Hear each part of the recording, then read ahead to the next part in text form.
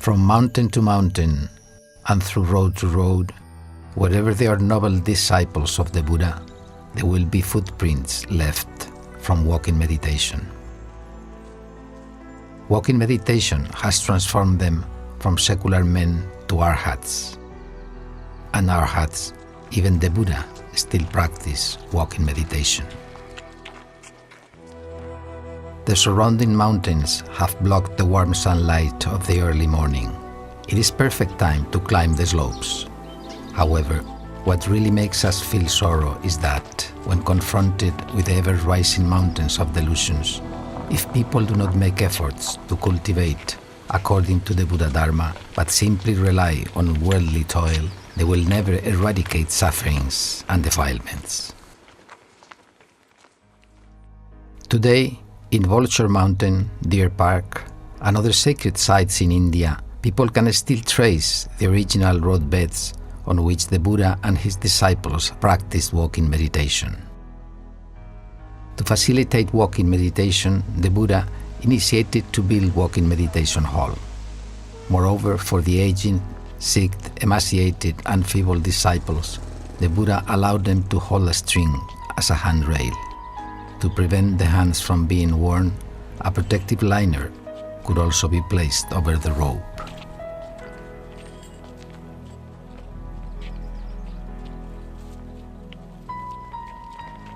In ancient China, walking meditation was a common practice for eminent monks. Even in the countries of Theravada tradition, this practice hasn't been forgotten since past time. Life cannot exist without walking. Thus, the ultimate liberation and walking meditation are inextricable. It's not enough to simply be a good person in the world if wishing to escape from transmigration. As there are not two identical mountains, there are not two identical thoughts, since the delusion of mind emerges and vanishes all the time. We cling to the thought that has already gone. We keep doing so and consider it real. The continuum of all thoughts of ordinary people forms the world.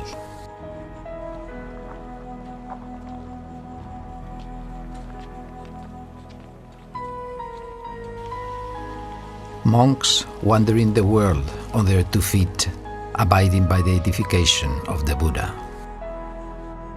A backpack of approximate 15 kilograms and a monk's staff are the entire possessions of a wandering monk. If accepting any offerings which are not necessary, it would hinder the wandering rather than help. Cultivation should be undertaken instantly to eradicate delusions.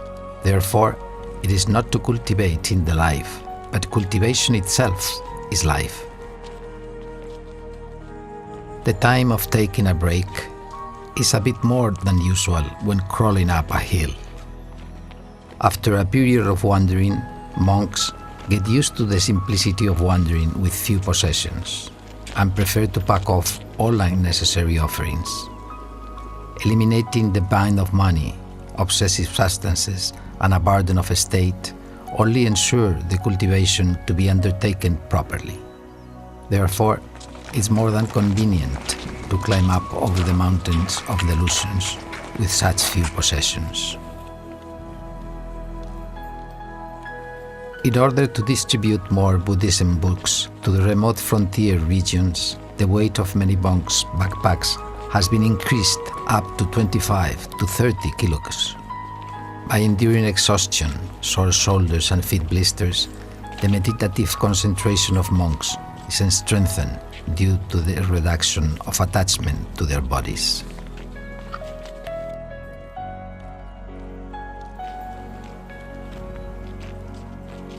The cultivation of eradicating delusions will simplify the lives. The simplicity repeats itself day after day, as if walking back and forth on a winding road up a mountain, which looks repetitive, but its height is gradually increasing. Commentary on Walking Meditation by the Venerable Master Miao Xiang.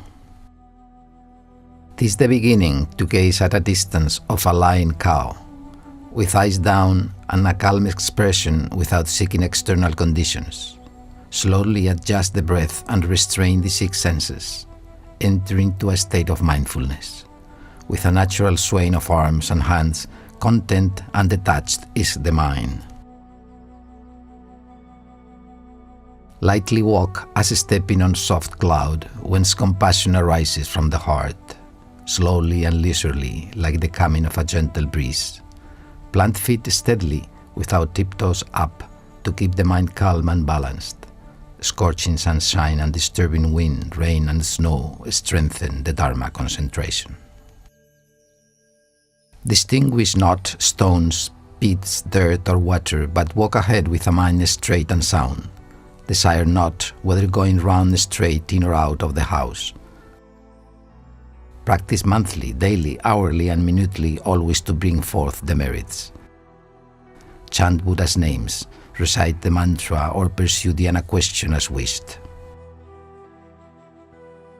When the mind is free from the appearances of light and motion, all dusts are swept away.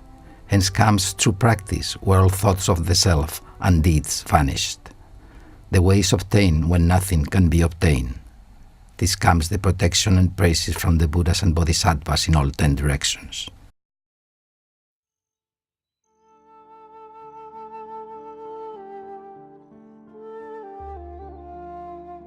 Meditating by walking in the mountains and being protected by the peace and tranquility everywhere, surrounding landscapes always edify people to be diligent. The place apart from the crowd strengthens the meditation by wiping out defilements completely. Encourage people to renounce the worldly lives with serenity and ease in every moment of walking, standing, sitting, and lying down. Since no fetters suppress the mind, the hope of liberation becomes increasingly clear, and the arrogance has no chance to gain a foothold. Monks will set off right after the summer retreat and wander in the wild, without attachment to anyone or anything, just like flying birds which carry nothing but themselves. They don't cling to any trees where they have perched, or any marshes or ponds where they have foraged for food. They form no attachment or thoughts of owning, but believing that this is my tree or my pond. They will carry nothing away but their wings.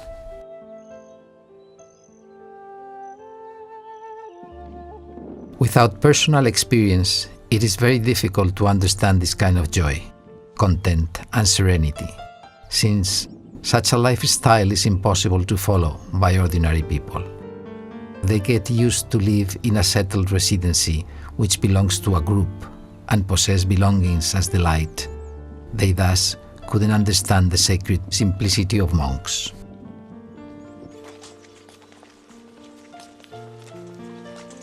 The life of a monk is marked by his simplicity and purity.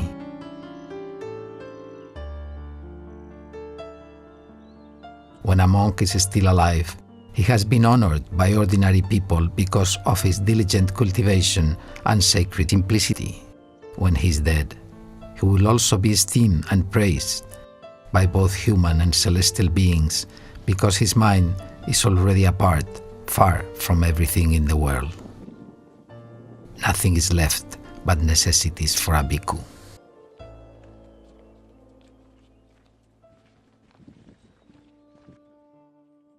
The wandering and practice of Dhutanga glorify the life of a monk.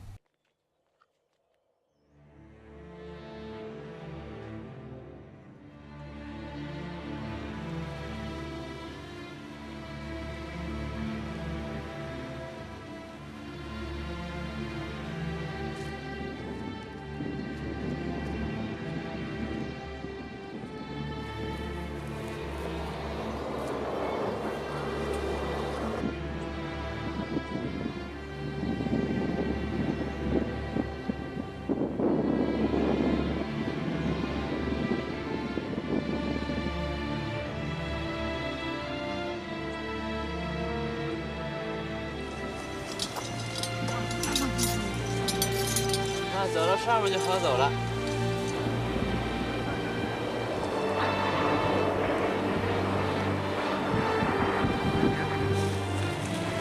来，坐我这儿来。啊，来，可以。我说你上一下子的吧？不行，你这我把着。我周你了。不是你别走，你这我走不了了，我这么爬到上去得了。什么爬？当然走。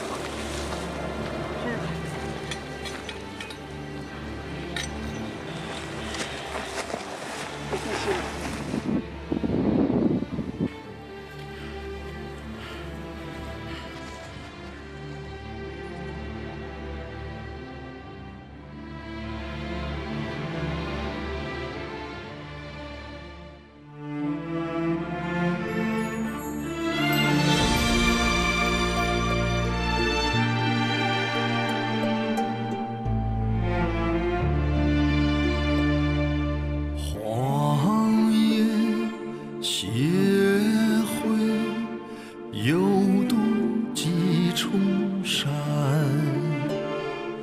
一路头拖鞋看破，洒不尽悲怨。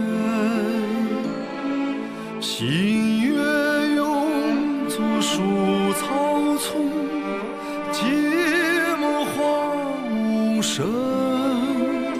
回望托钵千万户，袈裟满相间。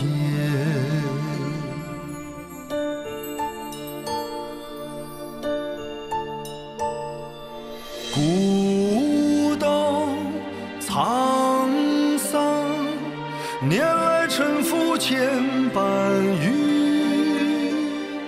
喧嚣不闻留根淡，模糊生死缘。关山万里，旧林在尘寰，任凭风雨寒，你把足迹写在大地上。船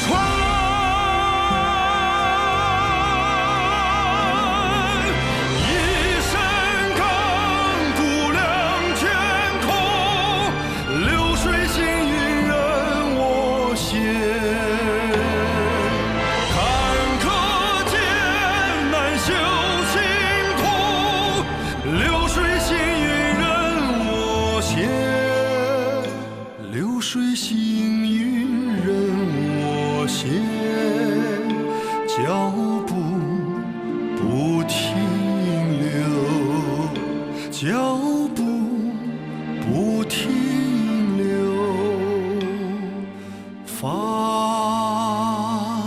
无边。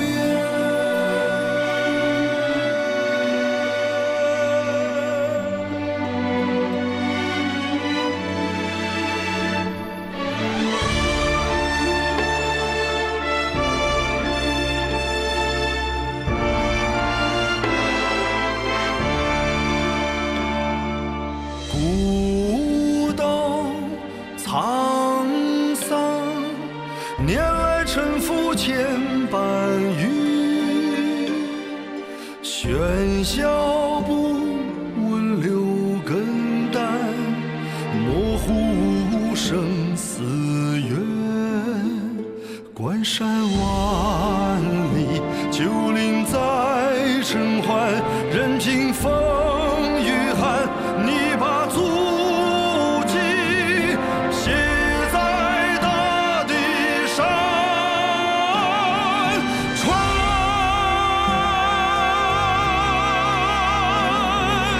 一身钢骨亮天空，流水行云任我行。